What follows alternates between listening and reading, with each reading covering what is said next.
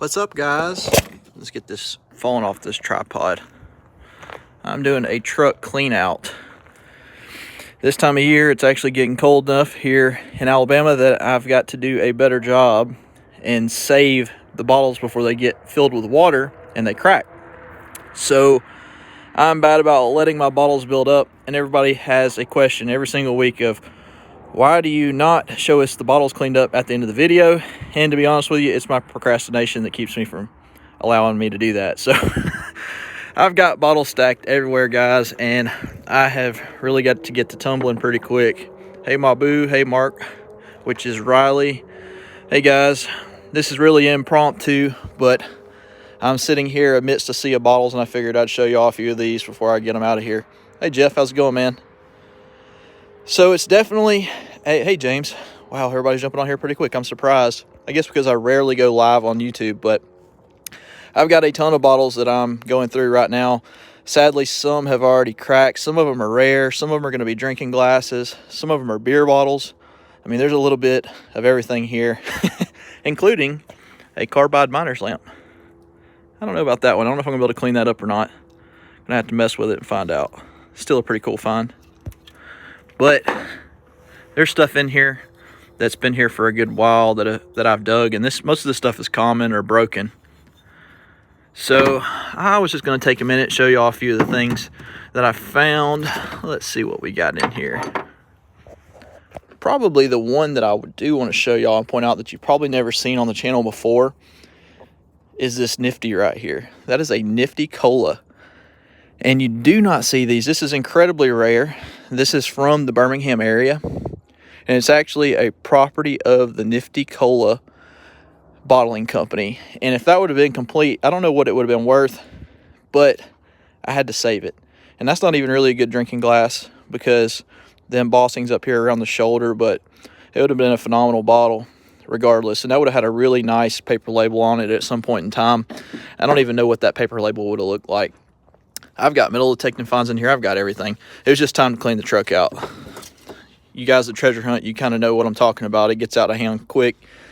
And for me, it gets out of hand really quick. There's that Pepsi Cola I found magnifishing a while back. That thing will probably clean up really good. I don't know. But let's see here. There was one other one I was going to show you. Oh, this one right here. This one's really cool, guys. That would have been a Wells Bottling Works from Tuscaloosa, Alabama. That right there is every bit of a $300 bottle if that would have been complete. That is one bottle that I would love to have that is still on my bucket list. And that is the most complete one that I've ever found, and that's why I kept it. It's actually still got a piece of it jammed in there in that Alabama red clay.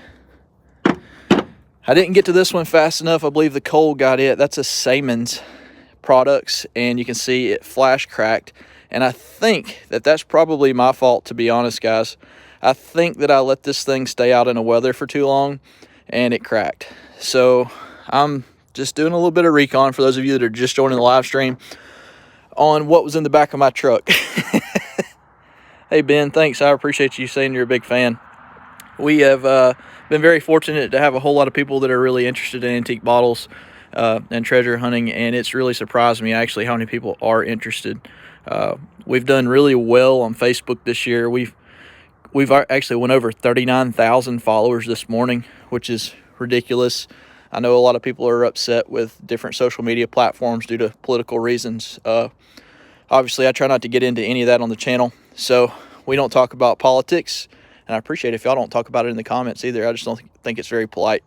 It's a free country. Everybody's entitled to their own opinion, but we're a bottle treasure hunting channel, not a political channel. So I've been removing comments. If you've left a political comment, I've removed it. Whether you're on the left side, right side, or in the middle, I get rid of it. It's not the place for it. That's a nice 1915 Coke right here that's got some rash on it, but I'm going to tumble it. Hudson says he's 12. That's awesome, Hudson. I like seeing the younger generation getting into the bottles. There for a while, I feel like the hobby was dying. There weren't very many people that were getting into it, and I was the youngest for a long time, about a decade ago, in the entire state of Alabama. So I'm hoping that's one of the things that this channel was here for, was to take people along for the journey, show them what I do, show you about the history, tell you a little bit about values, but not make everything about it, but hopefully get some new people into the hobby, because I'd hate to see this hobby die. How do you store them in the back of your truck? Terry, you see these really sophisticated baskets? That's how I store them.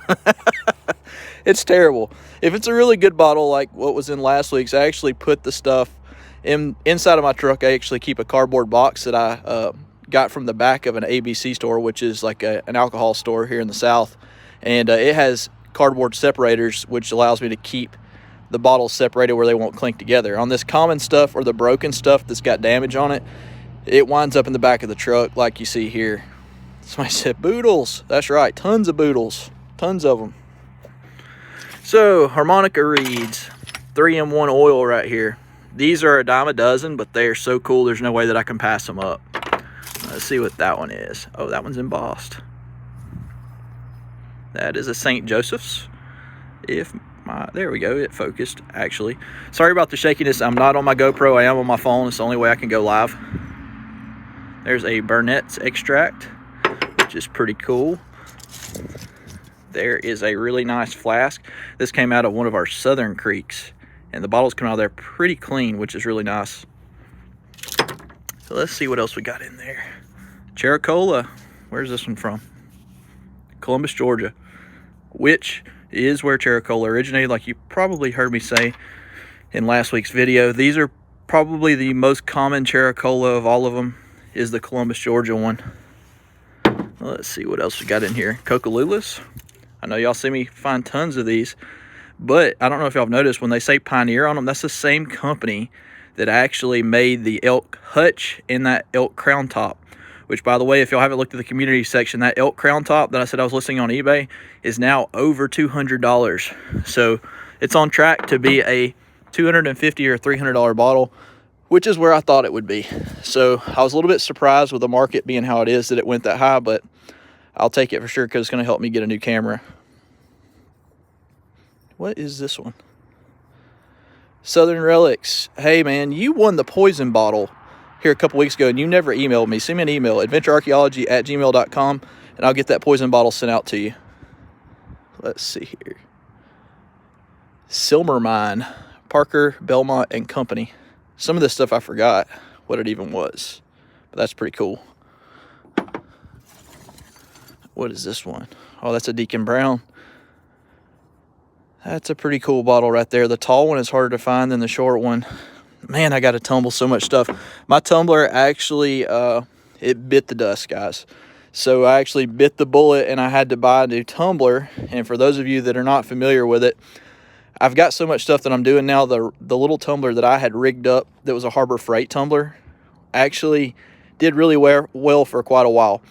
But I've been burning the motors out of them because of how long they run. They run for 24 to 48 hours straight to tumble a bottle. And I'm probably going to show y'all, hopefully in the next week, the new tumbler setup that I ordered. I'm not going to lie, it broke the bank. It really hurt my feelings to order it.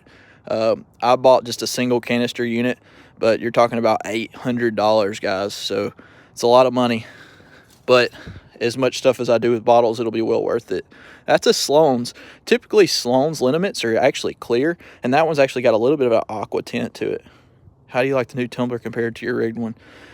Actually, Paul, I don't have that tumbler yet. It's coming. That's why I'm not doing the video, and that's one of the reasons I'm getting these bottles all stacked out here, is to get it ready for the new tumbler and get stuff kind of on deck so that I know what I'm going to tumble first. So some of this stuff that's going to be turned into drinking glasses, they're not as pretty if they're not tumbled. So like this one right here is a fantastic bottle from Fairfield, Alabama that is pretty ugly from being rashed in the creek, and I'm going to tumble it and then send it off.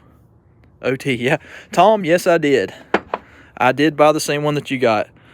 You love yours. I'm glad to hear that. I've heard good things about them from everybody I know that has one. I have a buddy that actually has one of the 2 canister setup ones with a 2-speed motor. When you get that deep in it, you're talking about $2,000 for a 2 canister setup with a 2-speed motor. The reason for 2 canisters is you really need that 2 canister setup to be able to do square bottles. That's about 5 decent bottles you should recoup fairly quickly. Terry, I think you're right. That was one of the main reasons I did it, was to I had to think about being able to recoup some of the money, and that's one of the reasons that Brookside elk is for sale on eBay, is to help recover some of that money so my wife doesn't leave me. Just kidding. She's not watching. She never watches the videos.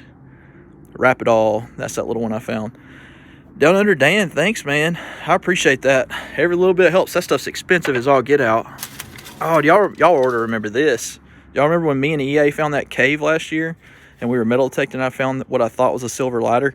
It didn't end up being silver. It was silver plated. And it has resided in the back of my truck for far too long. Let's see what else we got. There's your pocket watch cover. I found that. I can't remember if I found that in the creek or if I found that metal detecting. Yeah, Paul, I'm going all out. Usually what I do is right at the beginning of the year is I try to buy all the gear that I need right at the beginning of the year so that I'm good for the rest of the year. Oh man, that one didn't make it either. That was in Milk and Magnesia. It's got a flash crack. That's okay. These are pretty common, but everybody loves the cobalt blue. Have to upgrade your business equipment, just business. You're exactly right. Oddly, I'm in the UK, yet I have an Orange Crush from the 20s. That's cool. The Orange Crush bottles are phenomenal. They look really cool cleaned up. That would have been a Grape-Eco. There again, I apologize if this video is not perfect. I am doing it on my cell phone. There's that Dr. King's I found here about a week ago with Clayton. That's going to be a really nice bottle. That's going to go to the front of the list to getting tumbled. Even though it is common, I just love the way the embossing is. Another 3-in-1. And this is just 2 crates in my carport that you see here. I've got 4 more boxes. So much stuff to do. So much stuff, it's ridiculous. Anyways, guys, I just want to take a minute. Thank everyone that's continued to support the channel. Show y'all a few of these bottles. And y'all get ready. Some of this stuff's going to end up on eBay. If y'all have any questions, be sure to leave them at the bottom. I try to get to everybody, but it is getting harder by the day. Like I said, with TikTok and Facebook kind of getting thrown into the mix, it's been a little bit harder. So if you're on TikTok, check me out there. We do a lot of the short clips from the older videos. Nothing new normally, but most people don't know it. Wasso, he said, how's the truck situation? It is pretty good. Actually, Toyota seemed to try to run me up the tree a little bit.